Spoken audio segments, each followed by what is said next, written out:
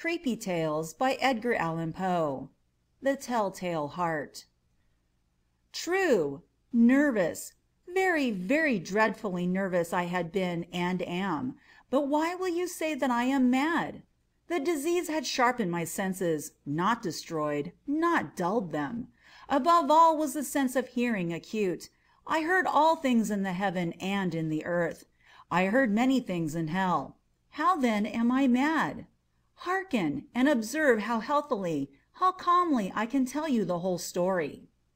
It is impossible to say how the first idea entered my brain, but once conceived it haunted me day and night. Object there was none, passion there was none. I loved the old man. He had never wronged me. He had never given me insult. For his gold I had no desire. I think it was his eye. Yes, it was this.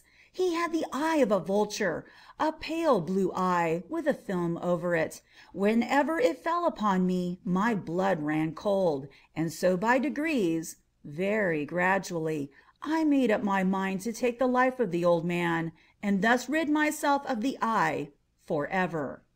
Now this is the point. You fancy me mad. Madmen know nothing. But you should have seen me. You should have seen how wisely I proceeded, with what caution, with what foresight, with what dissimulation I went to work. I was never kinder to the old man than during the whole week before I killed him. And every night, about midnight, I turned the latch of his door and opened it. Oh, so gently. And then, when I had made an opening sufficient for my head, I put in a dark lantern, all closed, that no light shone out, and then I thrust in my head. Oh, you would have laughed to see how cunningly I thrust it in. I moved slowly, very, very slowly, so that I might not disturb the old man's sleep. It took me an hour to place my whole head within the opening so far that I could see him as he lay upon his bed. Would a madman have been so wise as this? And then, when my head was well in the room, I undid the lantern cautiously. Oh, so cautiously, for the hinges creaked. I undid it just so much that a single thin ray fell upon the vulture eye. And this I did for 7 long nights, every night just at midnight, but I found the eye was always closed, and so it was impossible to do the work, for it was not the old man who vexed me, but his evil eye. And every morning, when the day broke, I went boldly into the chamber and spoke courageously to him, calling him by name in a hearty tone, and inquiring how he has passed the night. So you see, he would have been a very profound old man, indeed, to suspect that every night, just at 12, I looked in upon him while he slept. Upon the 8th night I was more than usually cautious in opening the door. A watch's minute hand moved more quickly than mine did. Never before that night had I felt the extent of my own powers, of my sagacity. I could scarcely contain my feelings of triumph. To think that there I was, opening the door, little by little, and he had not even to dream of my secret deeds or thoughts. I fairly chuckled at the idea, and perhaps he heard me, for he moved on the bed suddenly, as if startled. Now you may think that I drew back. But no. His room was as dark as pitch with the thick darkness, for the shutters were close fastened, through fear of robbers, and so I knew that he could not see the opening of the door, and I kept pushing on it steadily. I had my head in, and was about to open the lantern, when my thumb slipped upon the tin fastening, and the old man sprang up in bed, crying, "Who's there?" I kept quite still and said nothing. For a whole hour I did not move a muscle, and in the meantime I did not hear him lie down. He was still sitting up in the bed listening, just as I have done, night after night, hearkening to the death watches in the wall. Presently I heard a slight groan, and I knew it was the groan of mortal terror. It was not a groan of pain or of grief. Oh no, it was the low stifled sound that arises from the bottom of the soul when overcharged with awe. I knew the sound well. Many a night, just at midnight, when all the world slept, it has welled up from my own bosom, deepening, with its dreadful echo, the terrors that distracted me. I say I knew it well. I knew what the old man felt, and pitied him, although I chuckled at heart. I knew that he had been lying awake ever since the first slight noise, when he had turned in the bed. His fears had been ever since growing upon him. He had been trying to fancy them causeless, but could not.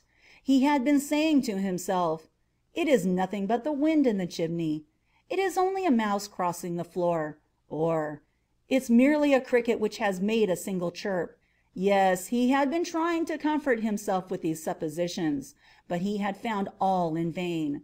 All in vain, because death, in approaching him, had stalked with his black shadow before him and enveloped the victim, and it was the mournful influence of the unperceived shadow that caused him to feel, although he never saw nor heard, to feel the presence of my head within the room. When I had waited a long time, very patiently, without hearing him lie down, I resolved to open a very, very little crevice in the lantern. So I opened it.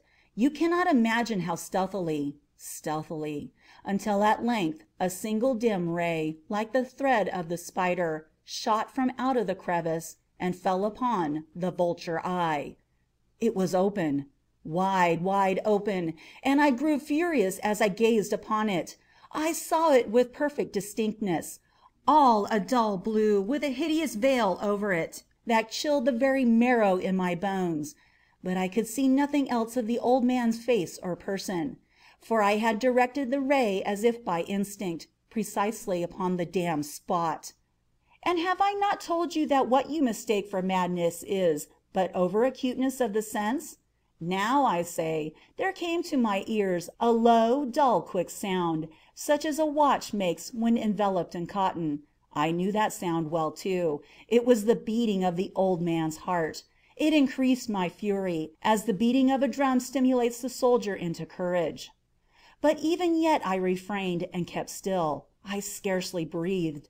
I held the lantern motionless. I tried how steadily I could maintain the ray upon the eye. Meantime the hellish tattoo of the heart increased. It grew quicker and quicker, and louder every instant. The old man's terror must have been extreme. It grew louder, I say, louder every moment. Do you mark me well? I have told you that I am nervous. So I am. And now at the dead hour of the night, amid the dreadful silence of that old house, so strange a noise as this excited me to uncontrollable terror. Yet for some minutes longer I refrained and stood still. But the beating grew louder. I thought the heart must burst. And now a new anxiety seized me. The sound would be heard by a neighbor. The old man's hour had come. With a loud yell I threw open the lantern and leaped into the room. He shrieked once only. In an instant I dragged him to the floor and pulled the heavy bed over him. I then smiled gaily to find the deed so far done. But for many minutes the heart beat on with a muffled sound. This, however, did not vex me. It would not be heard through the wall. At length it ceased. The old man was dead. I removed the bed and examined the corpse. Yes, he was stone dead. I placed my hand upon the heart, and held it there many minutes. There was no pulsation. He was stone dead. His eye would trouble me no more. If still you think me mad, you will think so no longer when I describe the wise precautions I took for the concealment of the body. The night waned, and I worked hastily, but in silence. First of all, I dismembered the corpse. I cut off the head and the arms and the legs. And then I took up 3 planks from the flooring of the chamber and deposited all between the scantlings. I then replaced the boards so cleverly, so cunningly, that no human eye, not even his, could have detected anything wrong. There was nothing to wash out, no stain of any kind, no blood spot whatever. I had been too wary for that. A tub had caught all. Ha ha ha! When I had made an end of these labors, it was 4 o'clock, still dark as midnight. As the bell sounded the hour, there came a knocking at the street door. I went down to open it with a light heart, for what had I now to fear? There entered 3 men, who introduced themselves, with perfect suavity, as officers of the police. A shriek had been heard by a neighbor during the night. Suspicion of foul play had been aroused. Information had been lodged at the police office, and they, the officers, had been deputed to search the premises. I smiled, for what had I to fear? I bade the gentlemen welcome.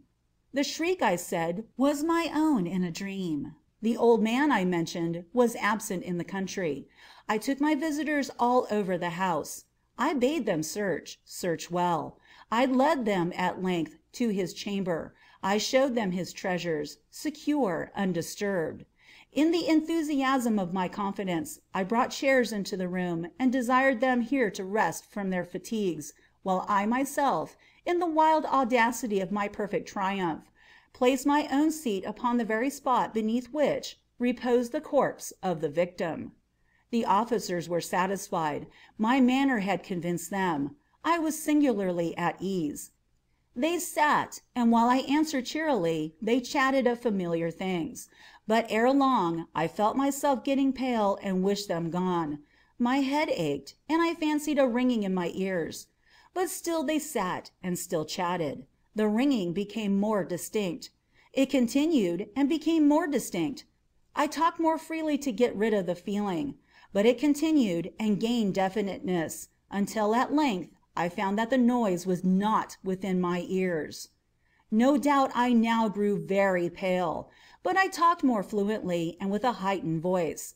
Yet the sound increased, and what could I do? It was a low, dull, quick sound, much such a sound as a watch makes when enveloped in cotton. I gasped for breath, and yet the officers heard it not. I talked more quickly, more vehemently, but the noise steadily increased. I arose and argued about trifles, in a high key and with violent gesticulations, but the noise steadily increased. Why would they not be gone? I paced the floor to and fro with heavy strides, as if excited to fury by the observations of the men, but the noise steadily increased. Oh God, what could I do? I foamed, I raved, I swore. I swung the chair upon which I had been sitting, and grated it upon the boards. But the noise arose over all and continually increased. It grew louder, louder, louder. And yet the men chatted pleasantly and smiled. Was it possible they heard not?